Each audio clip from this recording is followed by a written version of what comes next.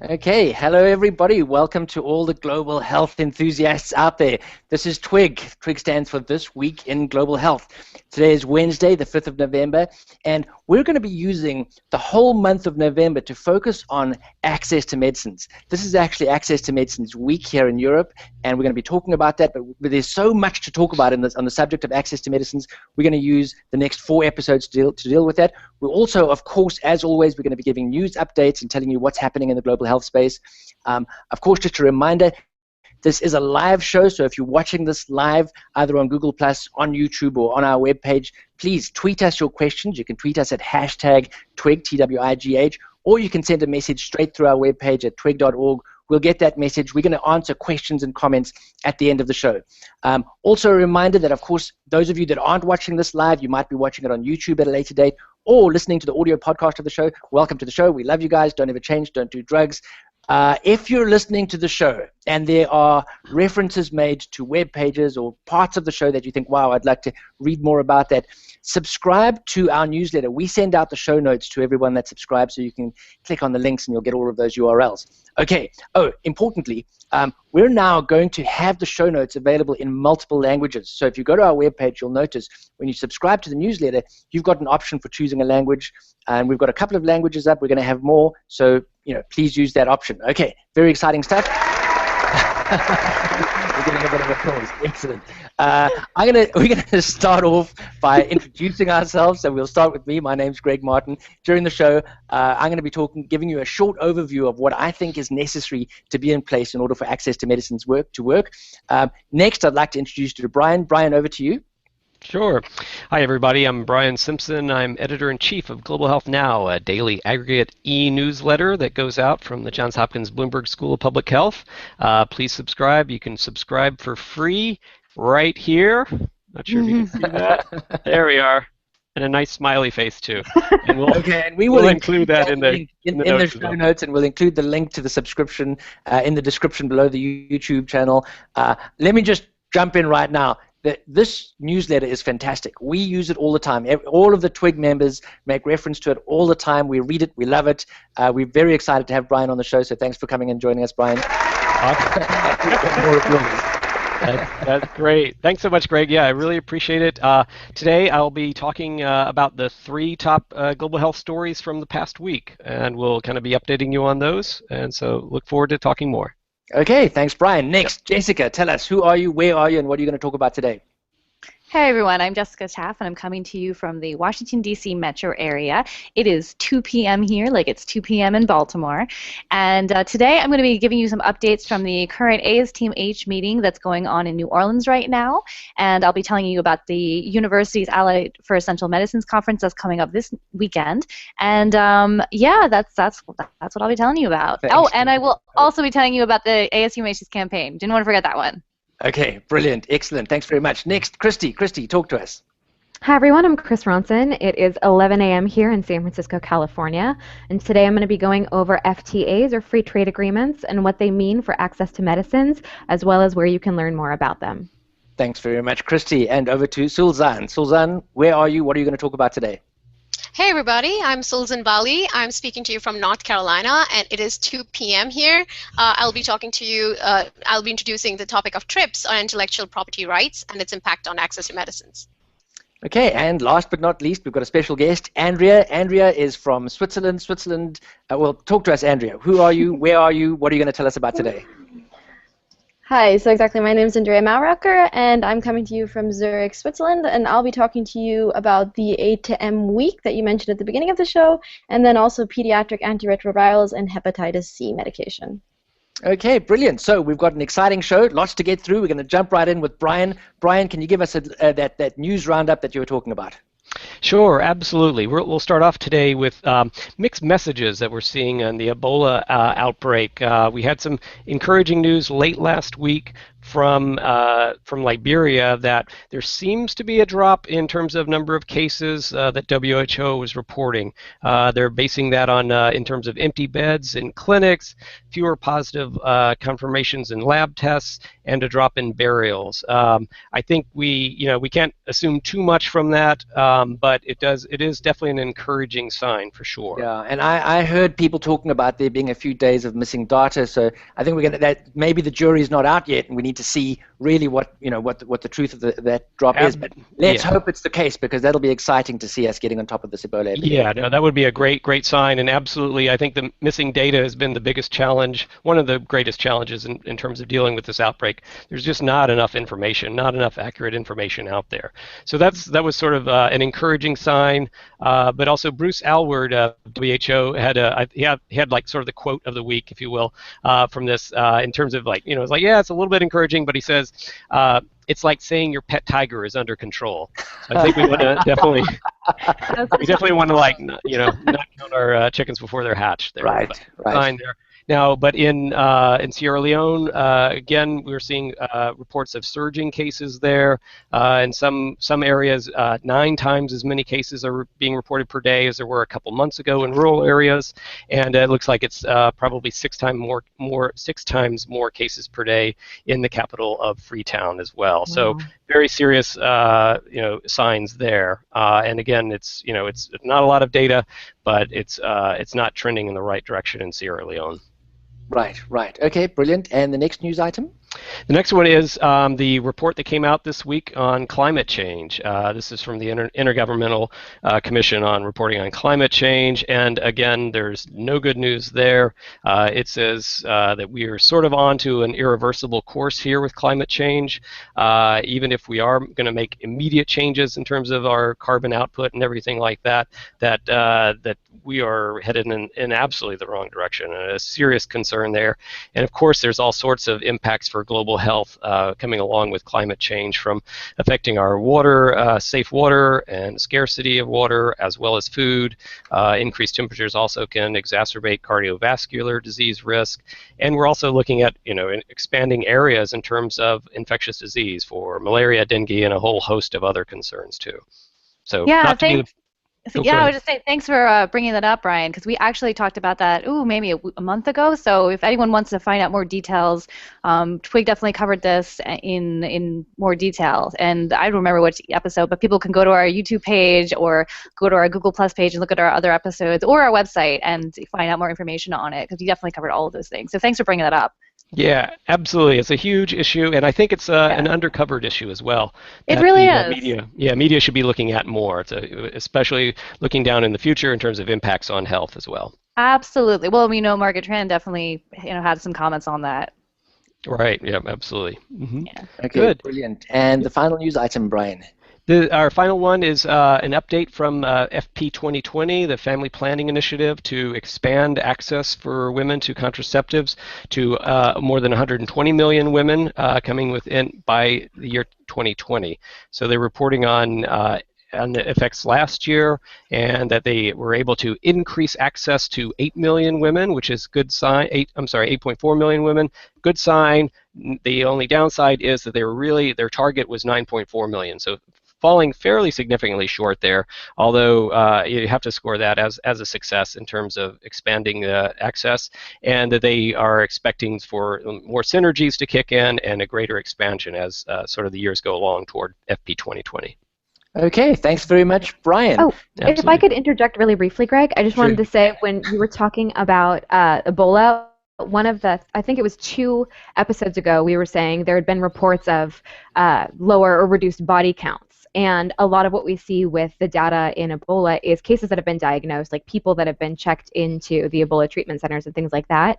So when you hear people talking about reduced body counts, I think that's more indicative and reflective of those undiagnosed cases as well, or the unrepresented ones. So that's a good indication. And then also, to follow up on what Jessica and Brian were saying, the episode on climate change is number 5. Episode number 5. Okay, so if you go to twig.org, find episode number 5 if you're interested in climate change and health. Right, next up, Jessica. Jessica's going to talk to us about the ASTMH conference. Tell us what ASTMH stands for. Tell us about the conference. Thanks, Jessica. I will gladly do that. So ASTMH stands for the American Society of Tropical Medicine and Hygiene, and they're having their annual meeting this week in New Orleans. And this is a really important meeting for global health researchers and clinicians, and it's actually one of my favorite meetings. I'm really sad that I'm not there this year, but I'll see you guys next year.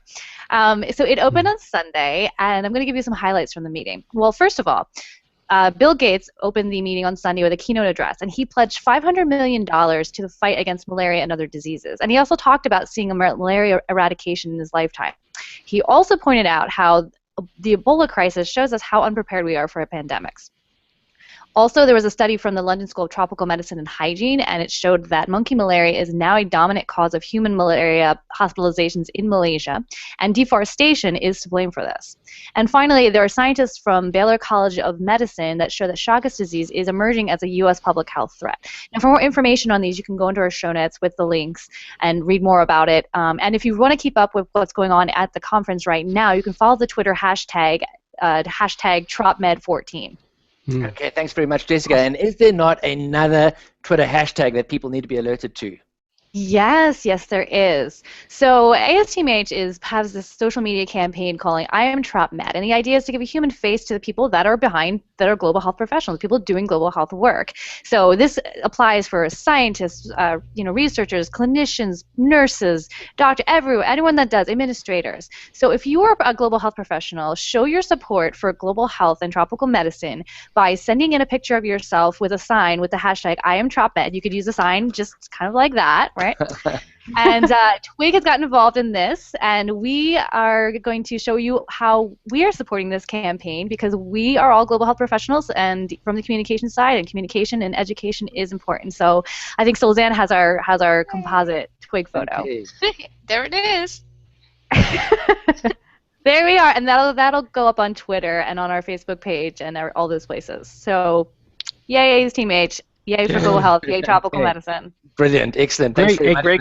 Greg, can I pop in with one note from ASTMH that any of the researchers or scientists who have been in West Africa investigating the Ebola virus have been expressly uninvited to ASTMH and the upcoming APHA conference as well by the state of Louisiana. I didn't know about the APHA one.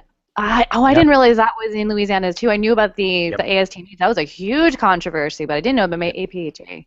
Yeah, Wow. yeah, exactly. So they're exceeding CDC guidelines in the state of Louisiana, and it's expressly uninviting scientists or anybody who's been in West Africa lately. Okay, yeah, that's this is really controversial because it's also, and it's just anyone who's been in West Africa, not anyone that's had patient contact. So it's a little extreme. I would because say. so many of us have had Ebola. Okay. All right, we're going to jump right into, we said that this episode and the rest of November, we're going to focus on the subject matter of access to medicines. What I'm going to do just quickly in about 30 seconds is give you what I think needs to be in place for people to be able to access medicines. This is not a comprehensive, exhaustive list of things. This is just, in my experience, in the sense that I've been working in this area for a little while, this is what I think needs to be in place, and other people on the panel might want to jump in with other stuff as well. The first is, of course, the medicines and the diagnostics have to exist, right? And there are lots of diseases out there for which either effective treatments and safe treatments for those diseases just aren't there, and we're wanting the pharmaceutical industry to really step up and invest money in R&D for those diseases. And then I've mentioned diagnostics as well, and the reason for that is it's pointless having medicines that you can use to treat people if you can't diagnose them with the disease in the first place. And it's also pointless developing diagnostics if it's the case that you don't have medicine to treat people that you diagnose with the disease. So medicines and diagnostics have to be developed together, and obviously this is extremely important. I mentioned that that of course pharmaceutical companies need to step up and do this R&D, and of course it's not just pharmaceutical companies. I think universities are doing a lot of work in this area. There's a lot of non-profit organizations like DNDi that are doing incredible work. The TB Alliance, of course, are doing incredible work in terms of developing medicines for TB. There's lots of MMV, they're doing stuff for malaria. There's these public-private partnerships. So there's a lot happening that's not just pharma. But anyway, this entire community of people need to kind of like really get medicines and diagnostics developed for neglected tropical diseases and others. Right, so the first thing was that... Can I quickly interject one? It's very important even for access of medicines to have universities doing increasing research in research, because the patenting system for pharmaceuticals and universities is different. Universities are more open to giving access to people with their findings. So that's again like another reason why universities are really important. Absolutely. Absolutely, no question about it. That's exactly right. So the first thing is the drugs have to exist. The second thing is that these drugs have to be approved by a national regulatory authority. Like, in the UK it's the MHRA, in the US it's the FDA, but all countries have got a national regulatory authority. We're not going to get into that now. We'll talk more about that in subsequent episodes, but suffice to say that that's important to ensure that safe and effective medicines are available in these markets. There's an important initiative at the World Health Organization called WHO pre-qualification, and that's gone a long way to facilitate this process in developing countries, and we'll talk about that in subsequent episodes. So we've got the drugs, they're registered in countries. The next thing you need country demand. In other words, you need the countries themselves to be saying, we want to buy these drugs. And for that, you need government policy, treatment guidelines, and national formularies, all to support the use of these medicines in countries. And of course, fourthly, connected to that is the drugs have to be affordable, and finances must be in place in order for these drugs to be procured. And when we know, and we're going to talk a lot about barriers that often prevent that from being the case, an important one, of course, is the TRIPS agreement and intellectual property rights surrounding some of these drugs that are on patent. We're going to talk about that in tonight and other episodes. We're also going to talk about the patent pool. The patent pool is an initiative in Geneva. It was financed by Unitaid, and that's an exciting initiative that's gone a long way to try and circumvent some of these access to medicines. Okay, so the fourth one is you need to have finances, and the drugs need to be affordable. And the final one is you need to have procurement mechanisms in place and supply chain mechanisms to make sure that the drugs get from where they're manufactured to the people that need them. For that to happen, you need a whole lot of things in place. You need quantification at a national level. You need procurement, shipping, warehousing, distribution, inventory control, etc., all to be in place. We're not going to talk more about that right now, but suffice to say that's going to be an important part of the discussion going forwards. Okay, so that was a really speedy overview of what's important in terms of access to medicines. There's, of course, other things as well. Does anyone else in the group have anything to add? That my list of 5 that might not be comprehensive, is there anything that you can think of that needs to be added to that list? One thing I was thinking of, Greg, and you may have already addressed this, but is medicines that are already approved and okay, using for one use, reusing for another disease or another condition or something like that. Right. That's important, and we've seen that happen very successfully, often with drugs like diseases like TB. Right. So for tuberculosis, there's been very little in terms of novel treatments available over the last 40 years. I think I can only think of one drug that's been developed, but there's been lots of drugs that have been repurposed for the use of in tuberculosis, particularly drug-resistant to TB, etc. So I think that's an important thing. Something I touched on, and I maybe just want to reiterate this because it's quite important, is when we talk about access to medicines, we should always include the idea of access to safe medicines, because there's so many counterfeit medicines out there. I can't remember the data. I had these figures the other day, but the number of malaria tablets out there, for example, that are not malaria tablets at all, being sold and used under the guise of malaria treatment that are counterfeit, is phenomenal. Just as one example, and we really need to be talking about safe medicines, and in my opinion, people have a human right to be able to access safe medicines that aren't going to do them any harm. Quickly on that point, Greg, in fact, innovation is very important to make sure that safe medicines reach the target population, and there are innovative companies such as Sporoxil, which is a social innovation firm, and what they have come out is actually a way of tracking malaria medicines in Africa. So they've been able to actually track medicines, so not only stolen medicines, but also like counterfeit medicines, so you can know, because they have this innovative system. So I can definitely mention that in the show notes, details about companies such as which are looking towards social enterprise and innovation as a way to counter Brilliant. that. Yes, let's get a link to that in the show notes. I think that's interesting. I'd actually like to read more about that. That sounds fascinating. And what I think is also always important to mention is that when we're talking about research going into medicine, we always have to make sure that the research that is being done isn't bound to the diseases that affect solely the rich people in this world, and bring financial incentive to do research. That we always remember that research also has to be done in neglected diseases, and we need to really delink the system of research and innovation from the prices paid for the drugs that end up on the market in the end. So, absolutely, very good point. Absolutely. Okay, well, I'm going to ask Sulzan, you're going to talk a little bit about intellectual property rights, the TRIPS agreement, and access to medicines. This is a good time. Why don't you jump right in right now with that? Absolutely. So actually, talking about access to medicine, it was Jonas Salk, the guy who actually came up with polio vaccine's birthday, 100th birthday last week. And when he was asked why didn't he, so he never patented his vaccine. And when he was asked by someone, why didn't you patent your polio vaccine? He said, it's like patenting the sun. And so that's, again, he's like one of the access to medicine heroes here. But then again, no conversation on access to medicines is complete without the mention of intellectual property rights issue. And World Trade Organization's trade agreements that govern the intellectual property rights, especially TRIPS, or trade-related aspects of intellectual property rights, as its full form is, which has implication for price of medicines under patents, especially new medicines and new generation vaccines. And just to give a brief background to reviewers on TRIPS, according to TRIPS agreement, World Trade Organization members agree to comply to a minimum standard of intellectual property rights, which requires patent for new drugs and a 20-year patent protection window. Now, TRIP has flexibilities within itself to safeguard public health, such as least developed countries provisions, which exempt those countries from TRIPS until 2016, and a compulsory license system by which a country can issue a compulsory license to enable local manufacturers to manufacture drugs in a generic way for domestic use, but at the same time giving royalties to the patent holder.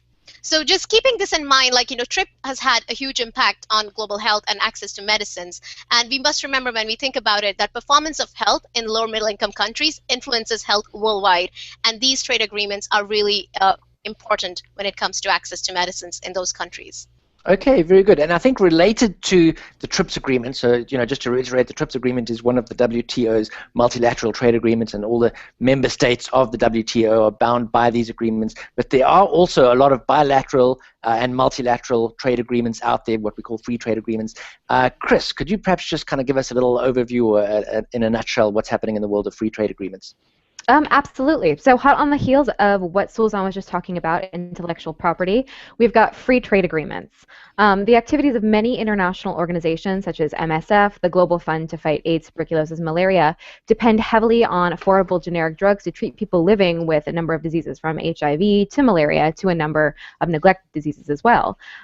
Free trade agreements, or FTAs, can actually threaten access to those generic drugs. Trade pacts, other international agreements, can impact domestic regulations, and in many cases, resulting competition results in high monopoly prices and lack of access to people who need them most. We're going to highlight one. The MSF Access Campaign is really vying and discussing the Trans-Pacific Partnership, or the TPP, looking and asking for more transparency in the goings-on.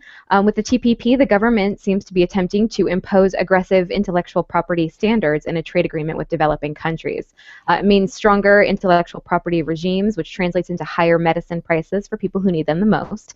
And in developing countries where people rarely have health insurance, it means they have to pay out of pocket, and in most cases won't be able to get the drugs that they need, and that could determine whether or not somebody lives or dies.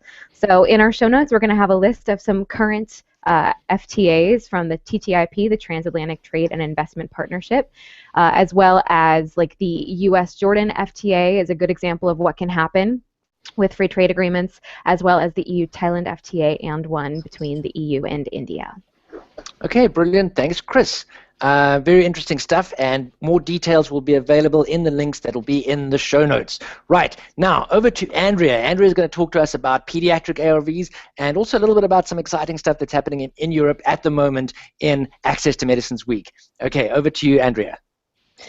All right, yeah, so first off, I just want to sort of advertise for the Access to Medicines Week that's going on all across Europe right now, and also in the US.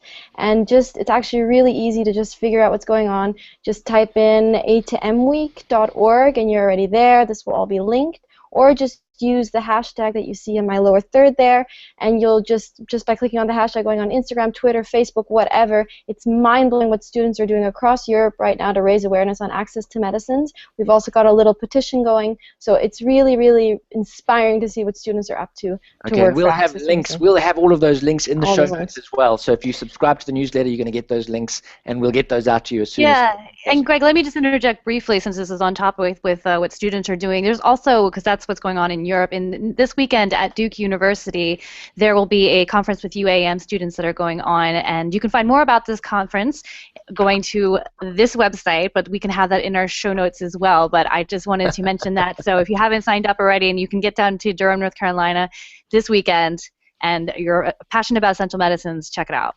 Brilliant. Exactly. Perfect. Okay, Andrea, carry on. Talk to us about pediatric ARVs. All right, so pediatric ARVs is a lovely topic because it's a perfect way of sort of looking at neglected diseases from a completely other side. And so with pediatric antiretrovirals, one of the issues that they deal with is that one of the huge issues is that there's no appropriate diagnostic materials for children under the age of 18 months because you need to actually measure the viral load, which is a very, very expensive test. So that's one of the barriers you have with pediatric HIV is that you already can't diagnose children at a young age. Also, the medications available, currently the syrups available that infants can swallow taste very, very foul. So there's no syrups that are easy for children to swallow, and the tablets available are also not available in a child-friendly form or dosage. So you often have parents or doctors who have to chop down the tablets and estimate how much they're giving children. And the reason for this is because pediatric HIV is an issue that is very neglected. There's very little money in it. There's very little research incentives accordingly. And currently, I mean, the WHO has done quite a lot to sort of standardize the diagnosis, et cetera, but as long as we don't have more research incentives going into this, we have children just dying from a disease that is treatable, and that's really, really sad. So pediatric HIV is a perfect example for a very neglected disease that in general in adults is not necessarily neglected. Okay, that's interesting. And of course, over the last few years, we've seen really important work being done between Unitaid and the Clinton Health Access Initiative. One of the problems they try to solve, and I think they went a long way to dealing with this, is, and we've talked about this on Twig before, so I'll just reiterate because we're talking about it again now. The pediatric drugs were unbelievably expensive to treat children with HIV, so much so that countries were unable to, out of their own budget, be buying pediatric drugs, which meant the market was small, which meant the prices stayed high. Unitaid and CHI together put together a program where they spent about $500 million, and over about 5 years, they spent this money and they worked with the countries to improve demand forecasting, et cetera, so that the prices of the drugs could be brought down at the expense of Unitaid, but once the prices were lower, country programs could then afford to step up and include pediatric ARVs in their own national budgets. And that's more or less what's happened. So that's been what, in the discussion about pediatric ARVs, that's one of the big wins. I think that's, that is one of the sort of highlights that a real success story that we can point to, and let's hopefully there'll be more of that sort of thing. Another disease where we're seeing a big problem with respect to pediatric drugs is, of course, tuberculosis. Recently, in the last couple of years, the guidelines for the dosages that children need to be given to be treated for TB changed. And when they changed, we all kind of realized that at these new dosages, there weren't formulations that were available to give them to kids at those dosages. So again, we had to have mothers and doctors kind of breaking pills up, and it all became quite complicated. I know a lot of work's been done to kind of solve this problem, but it's an ongoing issue. So that's TB drugs as well. And of course, over the next couple of weeks, we're going to talk about other diseases and other initiatives that have been put in place to try and circumvent some of these problems. Okay, that's all we're going to talk about in this episode. We're going to call it a night now. If you're watching this on YouTube, this whole thing's going to end any second now. If you're watching this live, don't go away. The live show will continue, and this is where we're going to just answer questions and comments that people have been sending in over Twitter or via the webpage, and we'll have more of a sort of an informal conversation and banter right now. If you're watching this on YouTube, thanks for watching. Don't ever change, don't do drugs, always do your best. We'll see you soon, and thanks for watching. Okay, cheers. Wait, Greg, really quickly, can we give a quick shout-out? A quick shout-out. Okay, that's not the end. We have not ended. Stay with us. We have not ended. Just a really quick shout-out to Teresa Majeski, because she is a viewer that we have every single week. Yay! And always lets us know how enthusiastic she is about watching us on her lunch break. So we just want to say hello and thank you for your continued patronage. And we love knowing that you're a viewer. Yeah, thank you. So. Okay. Fantastic, yeah, and we do, and believe me, when people send us emails and comments, we really appreciate it. We try to respond to everything that comes our way, so please keep in touch with us, interact, send us emails. You can email us at hello@twig.org, and we will definitely respond to that, or get us on Twitter. Okay, thanks very much. See you next week, same time, same place.